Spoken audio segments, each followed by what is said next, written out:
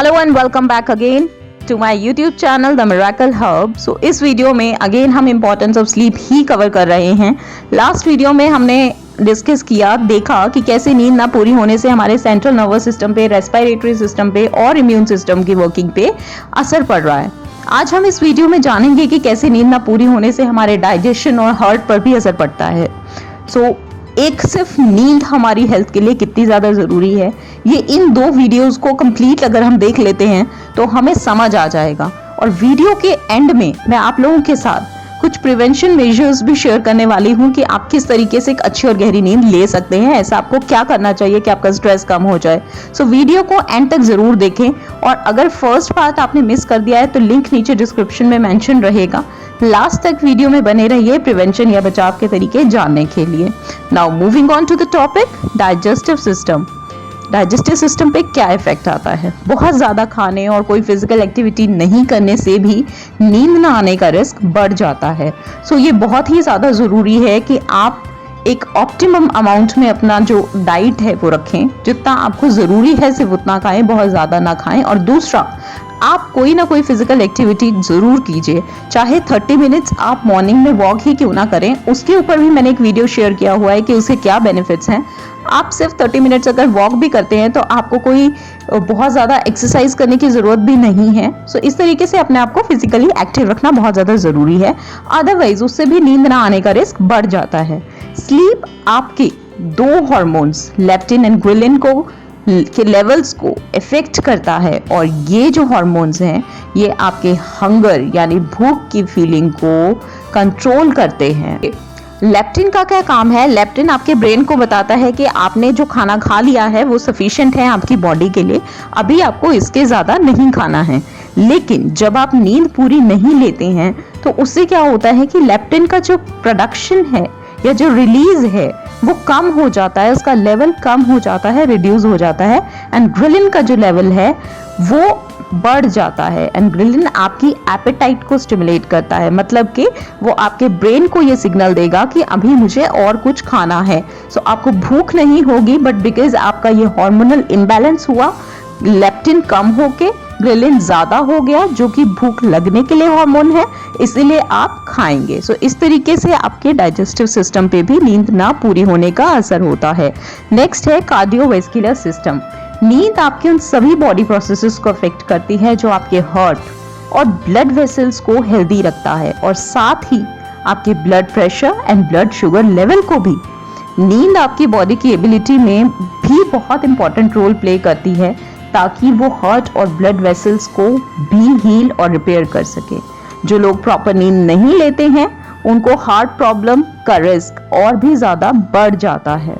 Endocrine system पर क्या असर हो सकता है नींद का, अब हम इस बारे में बात कर लेंगे।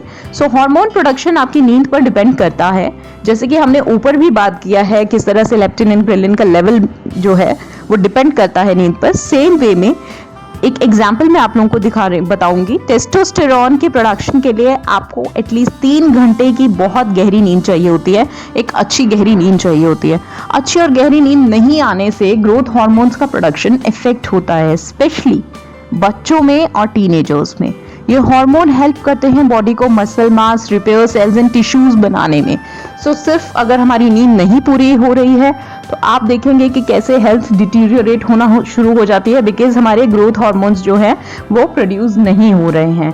कितने सारे ऐसे हार्मोन्स हैं जिनको नींद इफेक्ट कर रही है। इसीलिए आपके लिए बहुत ज़्यादा ज़रूरी है 8 घंटे की नींद।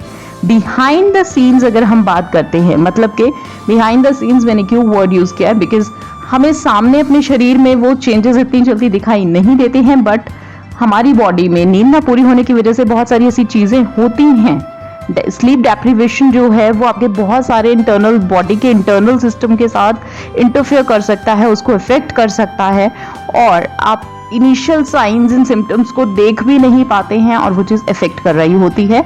नाउ अब बात करते हैं कि हमें ऐसा क्या करना चाहिए जिसकी वजह से हम रात के टाइम पे एक अच्छी और गहरी नींद ले सकें।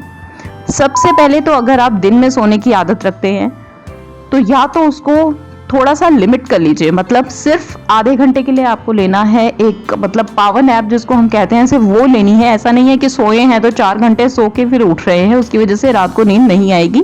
या तो आप उसको पूरी तरह से बंद कर दीजिए दिन में सोना, और दोपहर के बाद या फिर शाम के बाद आपको कॉफ़ी नहीं लेनी चाहिए या जिनमें कैफीन ज़्यादा है ऐसा कुछ भी नहीं लेना चाहिए, स्पेशली बेड टाइम से कुछ 1 घंटे पहले तो बिल्कुल भी नहीं। सेम टाइम पे अपना एक रूटीन बनाइए कि अगर आप 9 o'clock सोने जाते हैं तो सेम टाइम पे ही आपको डेली बेड पे जाना है सोने के लिए। मॉर्निंग का भी एक फिक्स टाइम बनाइए कि आप सेम टाइम पे ही उठ रहे हैं। नेक्स्ट है, आपने बेड टाइम का जो शेड्यूल है उसको आप कंटिन्यू कीजिए, इवन वीकेंड्स पे भी और छुट्टियों पे भी। हम क्या करते हैं, 3-4 छुट्टियां अगर आती हैं तो हम 11 बजे सो के उठ रहे हैं, 12 बजे। जो आपका रूटीन है, अगर आप 7 बजे उठते हैं तो आप 7 बजे ही डेली उठिए, चाहे संडे है चाहे हॉलीडेज हैं। एंड सबसे इम्पॉर्टेंट पार्ट है जिससे आपको बहुत ज़्यादा गहरी और अच्छी नींद आती है, एंड साथ के साथ स्ट्रेस भी बहुत कम हो जाता है।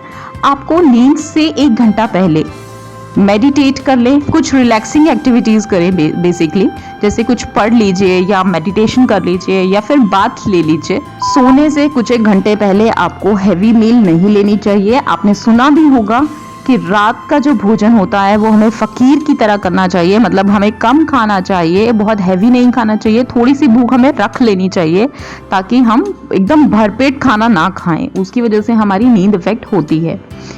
और बेड पे जाने के बाद या फिर अपना जो आपका रूटीन स्टार्ट होने के बाद, स्लीपिंग रूटीन जो आपका स्टार्ट हो रहा है जिसमें आपका मेडिटेशन वगैरह जो भी आप एक्टिविटीज़ करते हैं, उस टाइम के बाद आपको इलेक्ट्रॉनिक डिवाइसेस बिल्कुल यूज़ नहीं करने हैं। या तो आप एक रूल बना सकते हैं कि बेडरूम में आने के बाद कोई भी इलेक्ट्रॉनिक डिवाइस यूज़ नहीं होगी। एक्सरसाइज करना है आपको regularly, but not in the evening hours, जब आपका बेड टाइम बहुत पास हो, मतलब आपका सोने का जो टाइम है उसके बिल्कुल पास में नहीं आपको करनी है एक्सरसाइज। एंड अल्कोहल का इंटेक आपको रिड्यूस करना है। सो ये कुछ एक पॉइंट्स मैंने आपसे डिस्कस किए हैं जिसमें मैंने आपको बताया कि ये छोटी छोटी चीज़ें अगर आप फॉलो करते हैं तो आप एक बेटर स्लीप ले सकते हैं। स्ट्रेचिंग एक्सरसाइजेस भी मैं आप लोगों के साथ जल्द ही शेयर करने वाली हूँ जिनसे कि आपको और भी अच्छी और गहरी नींद लेने में हेल्प होगी।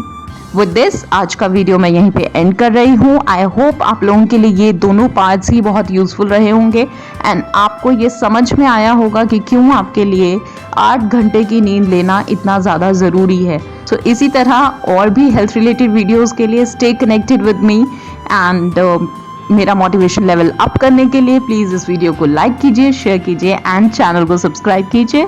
Thank you all for watching this video. Stay strong, stay healthy, stay safe, take care, bye bye।